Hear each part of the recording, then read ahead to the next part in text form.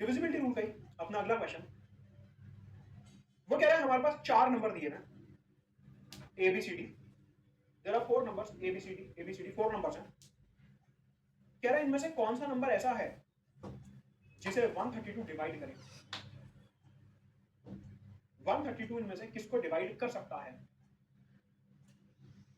मतलब कि वो ये बोल रहा है कि इन चारों नंबरों को एक एक करके 132 से डिवाइड करो, पहले इसको 132 से डिवाइड करो, फिर इसको 132 से डिवाइड करो, फिर इसको, फिर बताओ कि इनमें से कौन सा नंबर है जो 132 से डिवाइड होता है completely.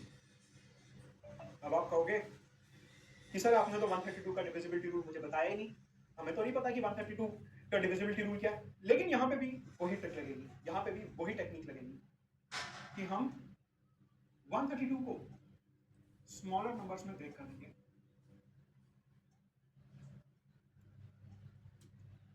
We will break 132 into smaller numbers, छोटे छोटे नंबर्स में इसको ब्रेक कर देंगे। क्वेश्चन उठता है कि जो अभी हमने पीछे क्वेश्चन देखा था वहां पे तो नंबर थे जैसे 99, तो देखते समझ आ रहा था 9 into 11 है, नंबर्स थे 50, देखते समझ आ रहा था कि 5 into 10 है, नंबर्स थे 66, 88, देखते ही समझ आ रहा था कि 6 into 11 और 8 into 11 में ब्रेक होगा। जो भी इससे पहले हमने क्वेश्चन देखा था उसमें यही 4 ऑप्शंस थे और हमने उन्हें ब्रेक भी इसी टाइप से करा था, 99, 66, 88, 50 इसी तरीके से ब्रेक करा था। तो क्वेश्चन उठता है कि सर जब ये 99, 50, 66, 88 जैसे क्वेश्चंस आते हैं उन्हें तो हम ब्रेक कर लेंगे, लेकिन 132 का तो हमारे को कुछ समझ नहीं आ रहा कि इसे कैसे ब्रेक करें, आप वो बताइए। चलिए मैं आपको सिखाता हूं कि जब 132 जैसे नंबर्स आते हैं तो उन्हें कैसे ब्रेक किया जाता है। जब भी 132 जैसे नंबर्स आते हैं उसके आप फैक्टर्स बना दिया कीजिए। फैक्टर्स जैसे कि 2, 2 6 12, 2 6 12, 2 33, 3 11, 11 1, इस तरह से आपको एक बड़े नंबर के छोटे फैक्टर्स निकालना होता है, बिल्कुल आता है। तो 132 को क्या लिख सकते हैं, 2 इंटू 2 इंटू 3 इंटू 11। अब आप क्या करिए कि यहां पे जो सेम टाइप के नंबर्स हैं उनको कंबाइन कर दो। तो 132 के फैक्टर्स क्या बन गए, 4, 3 और 11। ये जो 2 और 2 था मैंने इन्हें कंबाइन कर दिया, 2 2 4, तो जो 2 और 2 था मैंने उनको कंबाइन कर दिया, ये हो गया 3, ये हो गया 11। यानी कि मैंने सिंपली क्या करा कि सबसे पहले जो बड़ा नंबर दिया हुआ है उसके मैंने प्राइम फैक्टर्स निकाल लिए।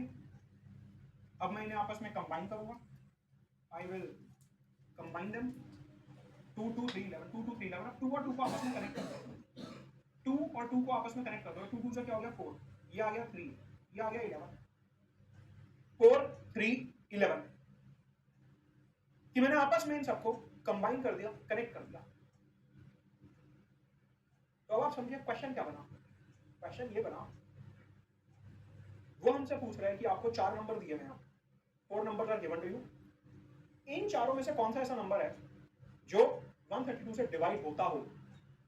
हमने क्वेश्चन चेंज कर दिया, अब हमें 132 देखना ही नहीं, अब हमें क्या देखना है, 3 4 और 11।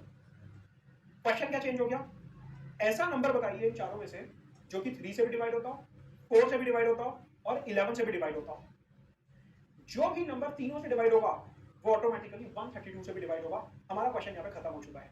क्या आप समझे, हमने डिविजिबिलिटी रूल कहां से पढ़े, 2 से लेकर 19 तक, नंबर आ गया 132, हमें तो नहीं समझ आ रहा क्या करना है, तो फिर मैंने क्या करा, उसे छोटे नंबर्स में ब्रेक कर दिया कि 132 जो बड़ा नंबर है उसको छोटे नंबर्स में ब्रेक करा, दैट इज 3 4 एंड 11। और हमें दिख गया कि अब हमें एक एक करके सारे ऑप्शंस टेस्ट करने हैं कि इनमें से कौन से नंबर ऐसे हैं जो 3 4 11 तीनों से डिवाइड होते हैं। क्वेश्चन आपका खत्म है, ठीक है। तो अब क्या करेंगे, एक एक करके सारे नंबर्स लेंगे और उनको 3 4 11 से टेस्ट करेंगे। 3 का जो रूल है वो आपको बहुत अच्छे से पता है,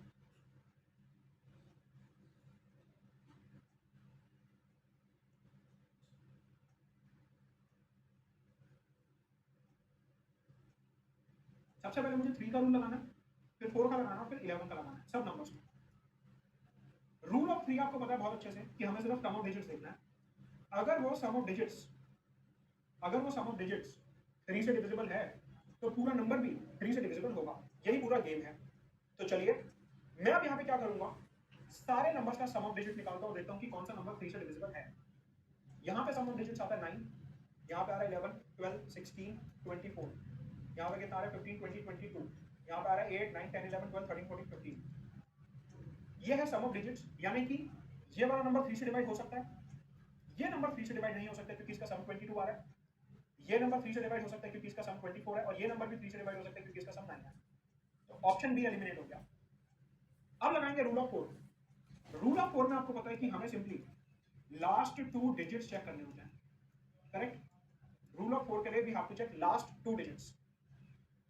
18, लास्ट 2 डिजिट्स 18 जो है 4 से डिवाइड नहीं होता, तो ये आंसर नहीं होगा। क्यों? क्योंकि 18 जो है वो 4 से डिवाइड नहीं होता, तो ए और बी एलिमिनेट हो गए। 48 4 से डिवाइड होता है, हाँ होता है। 20 4 से डिवाइड होता है, हाँ होता है। तो अब मेरे पास दो ऑप्शंस आ गए जो कि 3 और 4 दोनों से डिविजिबल है। अब मैं इनमें लगा दूंगा rule of 11। Rule of 11 38148, 38148, odd even, odd even, odd. हमें सिंपली क्या करना है, sum of odd minus sum of even. अब तो आप 11 में एक्सपर्ट हो गए हो, हमने एक दो क्वेश्चन देख लिया ऑलरेडी 11 के। 11 के लिए आपको क्या करना है, simply some of odd minus sum of even. अगर वो जो डिफरेंस आ रहा है वो 11 से डिविजिबल है तो पूरा नंबर 11 से डिविजिबल होगा, ठीक है। तो सम ऑफ ऑड कितना हो गया, 8, 9, 10, 11, 12। मैंने सिंपली क्या करा, odd even, odd even, odd. ये पहला नंबर है, ये दूसरा नंबर है, ये थर्ड नंबर है, ये फोर्थ नंबर है, ये पांचवा नंबर है।